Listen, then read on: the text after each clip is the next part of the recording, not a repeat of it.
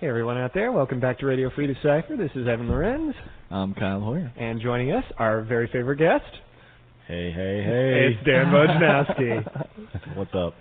Not too much. So Dan, I was looking at your picture on the Black Rider Tour website. Oh no. You guys all have some pretty funny... You're looking like the hippie right now. Yeah, I got some long hair going. The wife likes the hair. Kyle, you're giving everybody the crook eye in your picture. I know. I tried to look as mean as possible because I want people to think that you're fierce. I want people to think that I'm a tough guy and that I'll be difficult to beat in the tournament. Nice. Apparently, people think Kevin looks like Fabio. Something like that. But I think somebody was, Who said that? Ate some bad peanut butter or something. I don't even think I have to apologize to Kevin for telling him he doesn't look like Fabio. So anyway, welcome back from Gamma. How'd it go? It was a good time. Premiere series, all that good stuff. Was a blast. We had some good turnout and good fierce competition. Uh-huh. So Cal taking it home. Yeah, they were representing. 2 players in the top 3. Yep, and Dunlin was in full force too on day 2. 2 Dunlin in the top 4. Very nice. 3 in the top 8, was it? 3 in the top 8. All right. Well, there you go. Top 8. I don't think Dunlin. I don't think the major players were ready for Dunlin. I mean, I said it in the emails that I was sending out that Michael Dalton had even said, I don't think I've ever played against Dunlin. He was really kind of like off guard and went and did some research on Dunlin before the finals, and so it was kind of funny. He wasn't ready for that. It surprised a lot of people. Yeah. Good stuff. And the trade show itself was fun as well. Mm-hmm. All right. I missed a lot of the trade show. Yeah. I was not there for a lot of it. I was hobnobbing with Andy Serkis. Hey, that's a lot of work, man. Nice. Yeah, I feel sorry for you. I had to go over to the Bellagio and hang out in his suite. It's tough. Yeah. Life is so hard for you. I swear. So, but it was really good. Andy Serkis, holy cow, he did. He basically reenacted the schizophrenia scene from the movie. Really? Yeah, when Gollum is sort of fighting internally with himself. It was incredible. He got a standing ovation. Yeah, it was awesome. Really, really cool looking. And something that I didn't really know is that they patterned Gollum's facial structure off of his facial structure. So when he was reenacting that scene, it looked like Gollum. Yeah. It was crazy. I think eventually when the Uber Special Edition DVD comes out late in the year for the Two Towers, there'll definitely be some of that material on there, and you'll be able to see. But there were little snippets of it during the Oscars this past weekend where you really could see. Actually, I believe Andy was there at the Oscars how much the character is modeled on him. Yeah, it was really kind of neat looking and fun to watch. So, and Andy, wow, what a great guy. Hung out with everybody there and talked to all the retailers and told some good stories. Yeah, told some really good stories. Had his family there. His little girl was hanging off his arm the whole time and trying to sign her autograph for people. It was really kind of funny. She's only 4. It was really fun. So very cool. Mm-hmm. So there's our kind of meandering intro. We actually have a lot of business to cover today, both for Lord of the Rings and Star Trek. So hang on here. What should we start with? Well, let's start with me. Okay. Because it's all about you. Yeah, it's always all about me. Star Trek folks, hang on till the end of this broadcast, and I will spoil a card for you. Hang on to the edge of your seat, even. All right, so let's talk about the standard format. The standard format. For those of you, in a that have been hiding somewhere and bypassed all the rest of Decipher.com to go straight to RFD. Yeah, go to dgma.com right now and read the article about the standard format. Anyways, we are very excited. We at the DGMA and the TCG studio are very excited about the standard format and what it means. We have, as the article states, and as we've said in various interviews and message board chats, we did a lot of research and a lot of testing and a lot of thinking about the tournament environment. And it's been going on for quite some time, many months, in fact. Definitely. This is pre-World Championships we've been thinking about this. I mean, we definitely noticed at the World Championship certain tendencies, certain deck construction. The excluded list has kind of been, changing all throughout this process. Yes, we definitely have had more cards than the 15 that are on there. We've had less. We've been, tinkering around with what our standards are for a card being undercosted and under enforced, and we think we have arrived at a good solution to that, and we are going to be monitoring the tournament environment as we move forward, so that the state of the game for the long term is a healthy one. Okay. It should be noted that this format we wouldn't do this if we didn't think it was good for the game. We at DGMA and the TCG studio we're with Decipher. Why would we do anything that we didn't think was good for the game? Sure. This is for the long-term health of the game, and we think it's the best decision, so we instituted it. It will be, as we've stated many times, it is a tournament format. We would hope that you would at least give it a try, and we think it's a good environment to be in. But if you are just very opposed to this and don't want to, please talk to your tournament director and have them run open tournaments. That is still an option. Or block format. We will still support other formats besides the standard format, although the standard format, as the name implies, will become the standard format for upper-level championship tournament play. By no means will be the only format used, but it will be the default format used. Whereas now, when you think of the World Cup or Premier Series events, you think the default is open. Now the default will be standard. You should have a standard deck ready for those events. Okay. And if we do run a big event that is not anything besides standard, we will certainly notify and make sure that you all are aware of it. Now, you did mention that there have been chats and message board talks done about this, and there have been a number of recurring questions, and those have been answered in those forums. Yeah, so I'm not going to go through blow by blow and ask you again, but it does seem like the same half dozen questions or so tend to come up, and they have been answered. A lot of the questions that we're getting are why this card, why not this card, why this card and this card. And if you look at the GamePlayersNetwork.com interview, we did answer a lot of those in depth. And if you look at the message board chat that we did yesterday, we did answer some of those as well. Yeah, the message board chat also has some answers to some other questions I've seen crop up, like what exactly is cultural enforcement mean? Right. And that's something that's interesting because there are other cards in the game that are not necessarily culturally enforced. However, they don't also pose overbalanced gameplay. Right. One of the things that anyone who's been to a high-level tournament, or or a local tournament for that matter, must have seen would be the Super Fellowship deck, which is just the best of every Free People's Culture that you can get. You have your Éomer, you have your Éowyn, you have your Greenleaf, you have your Aragorn, you have your Gimli, you have your Gandalf and Frodo, and maybe a Hobbit or two, and some allies. It just takes the best card of every culture and puts it in there. There's no drawback to that. So why would anyone build any other deck that is culturally themed or culturally specific? Right. It hampers design, and it is not healthy for the game that all decks be the same. Right. So in the interest of the long-term benefit of the game, we instituted the standard format, which makes building that deck a little bit more difficult. So. Okay. Now, one of the big questions, I think, one of the ones that has been asked or commented on the most are the Nazgul. It seems like the Nazgul got quite a boost out of this in the standard format because of the elimination of O'Elbrith, of Flaming Brand, and of Philibert. Yep.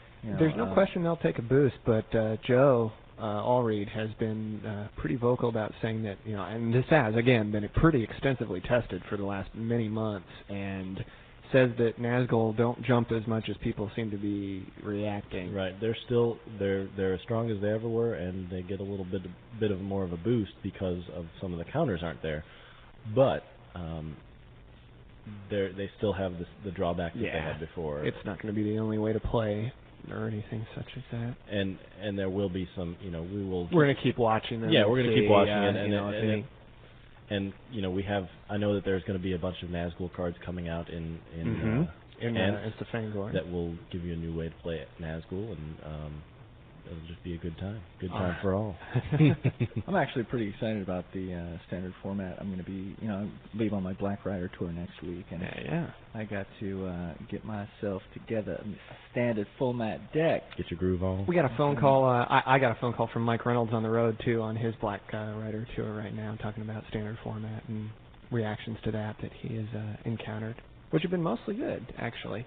Yeah, I've gotten a bunch of emails from top-level players and just non-top level players, just a bunch of players emailing saying, I think this is a great idea. I'm really glad that you guys did this, and I think we have been pleased with the feedback that we've been getting, because we think this is a good idea for the game, and we think it's good for the long-term life of the game. Cool. I think everybody here sort of understands that we think it's a good move and long-term, and this is a big picture type of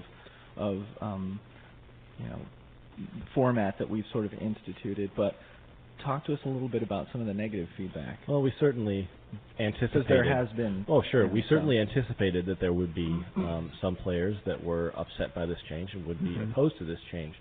But that's the case with pretty much any decision Decipher makes. Just because anything that causes a player to change their decks or something rethink something. It's just human nature. Certainly, without going deeper into it, people, without looking at the big picture, they say, okay, you're taking away cards. How can that increase deck diversity? Which is something we're saying. It really can, because right. It's not that you have more cards available, but it's that more decks become viable. Sure. Without the right. Prevalence of all of the choke cards like Heir to the White City and Sting. No Stranger and Sting, then suddenly the Raider culture becomes more viable, and the Nazgul culture becomes more viable, and all these Sauron becomes more viable suddenly. Yeah, you could play these decks before, no doubt about that, but they would not be of tournament caliber like they will be now. And just for my personal, when I was testing in this format, I had a blast, and one of the biggest change for me was not having Sting in the environment, to be honest with you. Yeah. It was frustrating for me. I mean, you don't really know when you're playing with the card. You don't notice it much as when you play without it. But when I played without it, it was really neat to not have my opponent know my hand every turn. Right. When it made double moving that much more difficult, and that much more. That should be a surprise element in the game. When you move twice, you should be able to surprise your opponent with the amount of minions you have, or they shouldn't know that you have 0 minions, so a free double move is in the cards. I remember during the last playtest that we had here, when people were sort of testing out the standard format, I saw some really fun-looking and interesting-looking decks that were very tournament viable as well. I saw somebody wanted to use Gandalf because of all the Gandalf stuff that's out and stuff, and they had like a whole army of Ents out, and I was like, his whole fellowship was orange. And it was really wild looking. I was like, it was like orange and green. That was his fellowship, and I was like, I'd never seen anything like that before, and it was really kind of fun to watch. Is that for Ents of Fangorn? I think it was, but I don't think it was. It was half and half. Right. And I know a lot of people are looking forward to sort of even using Battle of Helm's Deep Ents. Sure. Because there's suddenly a lot of possibilities that are going to open up. People are going to be a little bit scared of Grima the Chief Counselor, so they're going to look at other ways to fill out the cultures that they do use. So suddenly we'll see like a Shire Gandalf elf deck or something like that, you're going to see a bunch of orange out there, not just one orange card. So, and I think that's going to be, pretty neat for people to see. Also, it was like monoculture Rohan decks and, all kinds of just really interesting, like dwarf decks. There was like 2 dwarf decks or something like wow. that. So, is the Gandalf culture really orange? I don't know. It looks orange to you? What color I is don't it? know. It's orange-ish. Sherbert? It's like off-white. Sherbert? Burnt brown? Light brown? Yeah, it's like an off-white, dark, light brown. Whatever. It's the orange trees. I was going to say that your mom's orange, but it really doesn't have and anything to do with it. Okay. So, standard format. Give that a try. It goes into definitely. effect April 15th. April 15th is the first date, and if you're a tournament director... is tax day. Yeah. Just coincidence. If you are a tournament director, you can. It's already up there. You can post tournaments. A bunch of people already have. You can post them for the standard format. Just when you're posting the tournament in the card pool, just select standard as opposed to open or block or whatever. And again, for all of the information on the standard format and all the articles that associate with it, please check out dgma.com. because that's where you're going to get the most information. And again, if you have yeah. questions, feel free to ask them on the message boards. You can email, certain people here at Decipher, and they'll be more than willing to answer any questions that you have. So, other than that, Dan, why don't you hang around for a little bit and heckle Evan as we talk Star Trek? Oh, yeah, okay. Okay, if you're inviting me to heckle, I will. Oh, well, okay. We have our approvals back, as you might have guessed from the fact that there's been a card spoiled on the website today on Energize. It's all good to go. We'll be on press shortly. But they may not have noticed, because we know all of you loyal Radio Free yes, Decipher listen to Radio Free come first. here first before you check out the rest of the Nice. In that case, here is your first spoiler, because I'm going to do another card. I have... Okay, first of all, this is purely coincidence that this is card 69. We chose it for entirely different reasons. All those kids out there, I know you don't know what that means, and don't start finding out now. It's a Bill and Ted's Excellent Adventure reference. That's right. Is what it is. Yeah. Anyway, this is card 2C69. It's common. Common card. What does the 2 mean? 2 is set number 2, Brainiac. What does the C mean? Common. Nice. Very nice. This card is an event called Unexpected Difficulties. Not expected at all. No, they are completely unexpected. Like an interrupt. Difficulties, kind of. In fact, this card costs 0, nice. so it very cheap to play. It is a picture of Enterprise, and that is from the current television series. Let me see. Getting zapped. Nice. It's got some blue color to it. Yes, it does. Some crazy blue. The text is, plays in your core. When you have drawn dilemmas, you may destroy this event and return them to your dilemma pile and draw an equal number of dilemmas.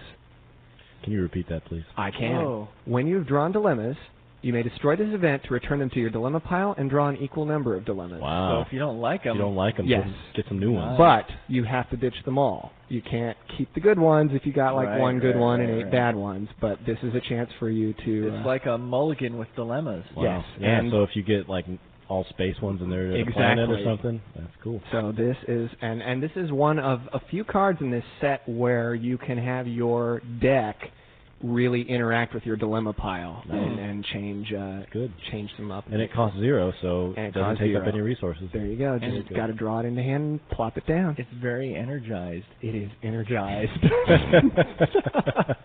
Nice. So actually, we thought it would be a good start for the set to talk about. That's kind of cool. Yeah, I like that. It makes me want to play with one. good stuff. Or 4. No, Three. Sorry. 3. My bad. 3. Way to go, tournament guy. Hey.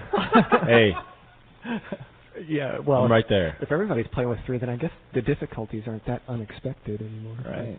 Hey, there you go. All right, so there's your spoiler. Thank you very much, Evan. You're very welcome, Kyle. Heckle. There's not going to be any RFD next week because my radio compadre is out on his Black Rider tour. And the special guest that's always on is also on his rider tour. Yeah, what would we do? I'd have to talk with myself. So anyway, enjoy your tours, guys. Thank you. Not that unexpected. Nice. Nice. I think well I'll do played. this. So we'll see you in 2 weeks. Have a great weekend. Bye. Adios.